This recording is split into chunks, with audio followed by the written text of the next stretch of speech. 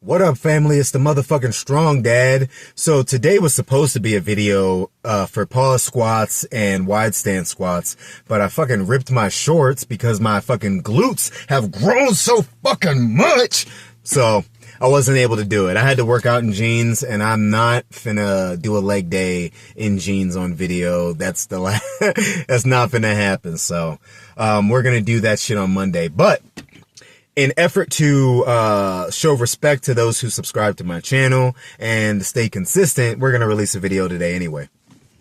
So today we're going to talk about a new study that was released regarding lengthened partials. Now, if you don't know what lengthened partials are, I'll show you in this video to my right here. And if you need more explanation, you can go to my video training length, rest times, and lengthened partials, where I fully explain what a lengthened partial is. Anyway, a study was released regarding lengthened partials. Now, we already know when it comes to beginner trainers, novice athletes, lengthened partials have a measurable benefit. Okay, but what don't we know? We don't know if they have a measurable benefit in athletes. And there have been all kinds of studies regarding these, but they typically are focused on one particular exercise. So this study took trained athletes in a controlled environment to make sure that they were going to failure. And what they would do is one side of their body, they would train full ROM, and the other side of their body, they would only do lengthened partials. And the results showed that lengthened partials provide, on average, it was about 9% more muscle growth than full ROM. So really not that much of a measurable benefit. Depending on a person's genetics, you may see, 3% extra muscle gain, or you might see 12 or 15% extra muscle gain. It could be anywhere from there, and in between. Okay? Here's the thing about this study, because now, like with everything, people just take the one thing and then they run with it and create their entire diatribe. All right? However, here's the problem with this study. You studied full ROM to failure on one side and lengthened partials to failure on one side.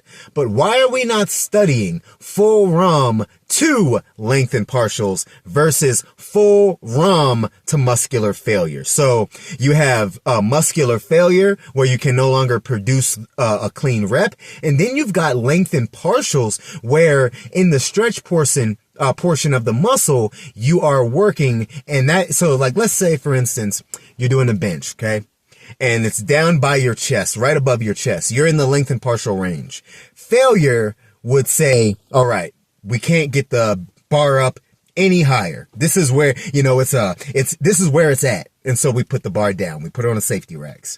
Lengthened partial says, okay, the bar doesn't go up any higher. We're going to perform 2 or 3 strict reps in just this little stretched range. Okay. Where's the study for that? Where's the study for that? Because what we're seeing, right? Let's just say that a person only did lengthened partials. Wouldn't you still want that additional perhaps 10%, perhaps 9%, even if it's 5%? If we are here to optimize everything as natural athletes, we have to make sure everything is queued up to the T in order for us to get the best results. Why would you not want to have that additional percentage in muscle growth? So it stands to reason, just do partial reps, right? Wrong. You want to be strong in the full range, and that's the importance of doing full ROM. But if we're not going to study what happens after you go from full ROM to lengthened partials, then we cannot unequivocally say lengthened partials provide a minimal net benefit. We can't say that yet. So my conclusion from all this is don't stop doing lengthened partials because, one, we are not advocating you only lengthen partial. We are advocating full ROM. And two, if you are trying to achieve muscular failure, it stands to reason you are going to get more out of a lengthened partial at the end of a failing set than you would just regular failing. Okay. And until there's a study that show, and you know what? When we talk about studies here, this is something you guys got to understand. A study only represents the variables within that group. It doesn't represent you necessarily. You don't know if you're a genetic outlier. You don't know where you match up with the rest of the participants in any given study. Okay.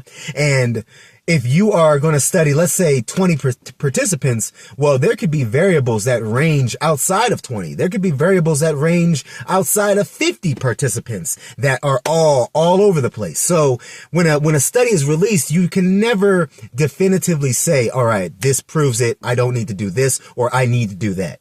You have to test these things out.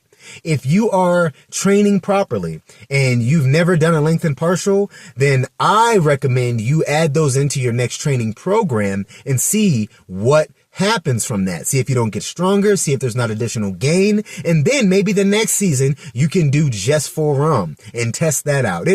You need to understand these variables yourself. Myself, I have tested out the lengthened partial, okay? With my back training, I went from just full ROM to lengthened partials and experience an explosion in growth and in strength. And there's lots of people who can attest to experiencing this same thing.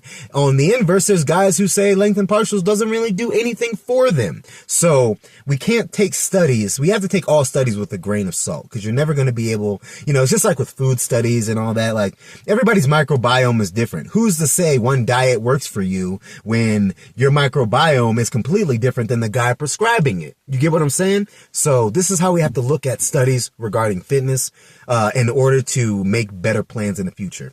And the last thing that I'll say about this study is that this was performed over a training period. This wasn't a training year. This was a training period. So stands to reason. Now, I'm not a statistical genius, okay? I'm not a mathematician, but it stands to reason that, let's say on average, you got about 5% additional muscle growth over that training period through just performing lengthened partials. What if you just perform lengthened partials for an entire year? Would that stand to reason that maybe you could go from 5 to 10 to 15, depending on how long your training period is, right? We don't know. So, and then again, what if you do full ROM plus lengthened partials? Is that going to be measurably higher than just full ROM to failure? You don't actually know.